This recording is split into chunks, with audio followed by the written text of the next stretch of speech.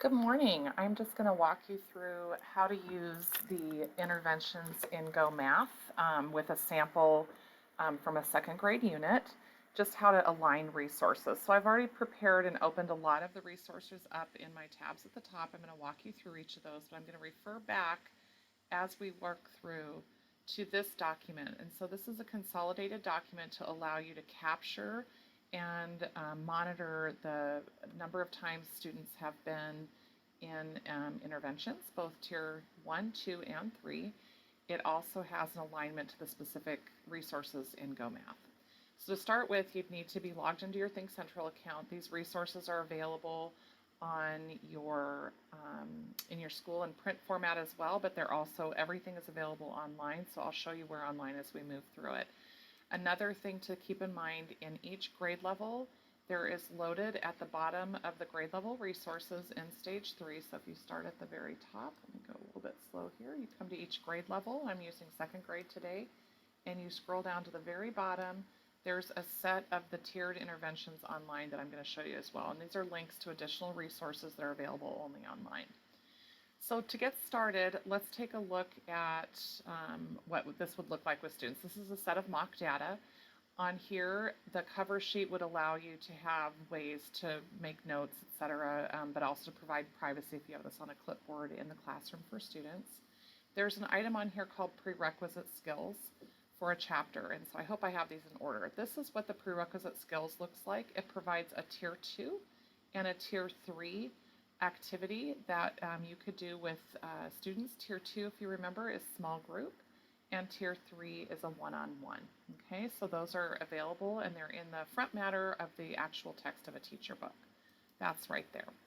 So another option that you have is once students have completed the Show What You Know, this is a short series of questions bundled into 3 basic concepts. So the focus is listed here. It tells you if it's an intervention intensive, which is a one-on-one and has the aligned resources underneath, or if it's strategic for small group. And again, the interventions underneath. So here you have the intensive intervention, which if you look on Think Central, intensive intervention is generally located here. For a grade level, there's also the skills pack right next to it. When I move on in a minute, then the strategic intervention is down here. So taking a look at this, I have intensive intervention skill 6. Once I go in there and click on that, this is what it would look like. So it's never something that I would recommend teaching as a worksheet. It's a group of items that if you're looking at that quick dip, has some suggestions and some examples that you could do along with what you'd be watching for from students. Again, this would be one-on-one, 3 days in a row. The activity that is articulated here is Intensive Intervention User Guide Activity 2. That is right here and would look like this, and this is the actual activity. The nice thing about these activities is that they can be done iteratively. You can do them over and over with students. So it's just a suggestion of a one-on-one activity that you could do with kids. And then again, you can assign personal math trainers. So these are 3 different options that could be used over multiple days. This is a second grade student, and the standard KNBT2 indicates that they're 2 years behind in grade level. That's where you'd assign them a personal math trainer. Moving on to the strategic, you'll notice here we again have personal math trainer. This is assigning at both the second and the first grade level, depending, either some review or readiness. And the strategic intervention skill, which is intended for small group, is skill 3, aligned to place value 2 digits, and skill 4, aligned to 2-digit using symbols. And so those items are, let me double check, here's skill 3, and this again was from the strategic intervention, and skill 4. And so you just have a couple of examples for students to use. Again, would not give this as a worksheet, but as a set of problems you can pull from. Those strategic interventions are again right here. Once you're moving on past readiness and you're actually in the chapter, I'm going to give the example from lesson 2.1, which is grouping tens as hundreds. This share and show is located in a lesson. Every lesson in Go Math has a share and show.